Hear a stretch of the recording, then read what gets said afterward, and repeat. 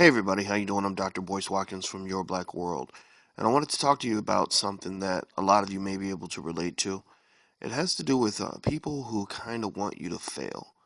People who seem to just get pleasure out of watching you not achieve your goals, not get what you want out of life. Obviously, people like that can be very stressful and frustrating, but they exist everywhere. And I wanted to just sort of give you a quick note. There's no audio or there's no video with this audio. I'm just literally laying here recording this because I wanted you to understand this. Um, you know, I find that there are people who just kind of want you to wallow in the mud with them. They resent the idea of you being successful. They don't want you to climb high because when they see you grow tall, unfortunately, it's a reminder that they're still short. When they see you succeed, it's a reminder to them that they haven't done what they're supposed to do.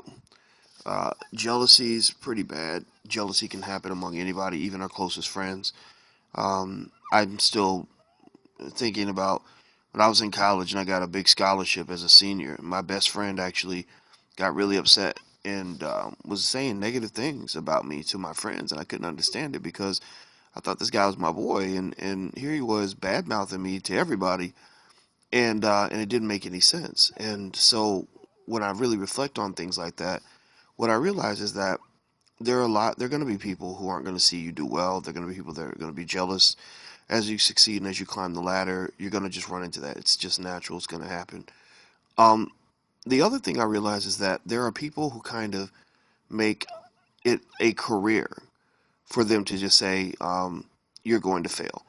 It's not going to work. It's not going to work." And and what I truly believe is that it's very easy for people to do that because Um, here's the thing. Here, this makes me think about things I learned in financial theory. There's very little risk to telling people that they're not going to be successful, because here's what you do, right? Let's say that you got 10 friends that are all trying to do great things, and you tell all of them it's not going to work. It's not going to work. You're not going to succeed. So let's say that half of them succeed and half of them fail. Well, the half that succeeded, you just they just go on and they succeed, and you don't say anything else about it, and it's no big deal. They're not really going to rub it in your face or punish you for the fact that you didn't believe in their objective. Most people just, most of the time, or if they do say something about it, you could just say something like, well, actually, deep down, I did know you had it in you. I just said that to motivate you. Or you could say, what? I didn't say that.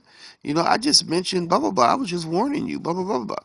So the first half, they're not really going to lose anything or be punished for having, been a naysayer. But then the other half, you get to go back to them and say, see, I told you so. I knew it all along. I knew it wasn't going to work. I knew he was crazy. I knew that trying that was going to get him in trouble. And so, what I do believe some people do is they don't try to do anything with their lives. They just spend their lives collecting I told you so's. They just literally will sit there, not move, not do a thing, not try to accomplish anything, but will spend their life in the peanut gallery criticizing other people's objectives. If you got people like that in your family, they might be what you could call haters. I don't know if that's the term people want to use anymore. Or I don't even like that term myself, to be honest with you. But it's true. Some people generally resent the idea of anybody trying to achieve anything. Some people they find that it's much easier to find reasons why something will not work than to find reasons that it will. And then if it doesn't work, if it's a difficult task, chances are it won't work. You try to go, become an astronaut, chances are you're not gonna make it. But that doesn't mean you weren't supposed to try. But that the I told you so collector is gonna be the one sitting back saying, "See, I told you, getting into NASA is hard. I don't know why you tried to do that. That was just too much. I don't know why you quit your job to go try to join NASA. That was stupid, right?" And so, given that if you're trying to do something really difficult, the odds are pretty much against you. That's just a fundamental fact. But this idea that there are people just sort of standing there waiting to pick any of the thousand reasons why it won't succeed, just waiting to grab onto one and just use that as their "I told you so." You gotta ignore people like that. You just got. I mean, literally, you can't even go into it with the attitude that, "Oh, I'm going to show you," because the thing is, you might still fail, and that person is going to stand there with their "I told you so" hanging over your head, and you have to have something you can lean on to let you know you still did the right thing by trying. Here's the thing: anything you try to do in life that's difficult, is going to have more reasons for failure than for success.